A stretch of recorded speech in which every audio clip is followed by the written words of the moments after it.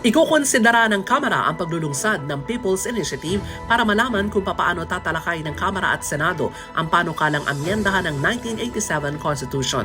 Ayon kay House Speaker Martin Romualdez, bagamat nakasaad sa 1987 Constitution ang tatlong paraan ng pag-amyenda sa ating saligang batas, hindi malinaw kung voting jointly or separately ang dalawang kapulungan. Ginawa ni Romualdez ang pahayag sa pagsasalita sa Philippine Economic Briefing na ginanap sa Iloilo. Sa ilalim ng 1987 Constitution, ang pag-amyenda o revision ng ating saligang batas ay sa pamagitan ng Constituent Assembly o CONAS o pagboto ng 3/4 na mga miyembro, Constitutional Convention o CONCON at People's Initiative. Sa panig ni Romualdez, mas gusto niya ang CONAS sa paraan ng pag-amyenda at hindi niya ito usapin o agenda ng politika kundi pang ekonomiya. Kabilang sa may sinusulong ng Kongreso ay ang pag-aalis ng restrictions sa foreign ownership sa mga vital industries at public utilities na ngayon ay nasa 40%. Sinabi ni Romualdez, magdarao sila ng konsultasyon sa economic managers ni Pangulong Bongbong Marcos para malaman kung ano ang prioridad ng Malacanang.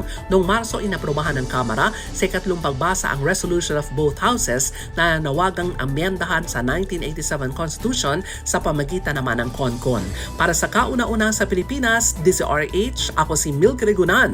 Tuloy-tuloy sa pagbabalita, tuloy-tuloy sa serbisyo, sama-sama tayo, Pilipino.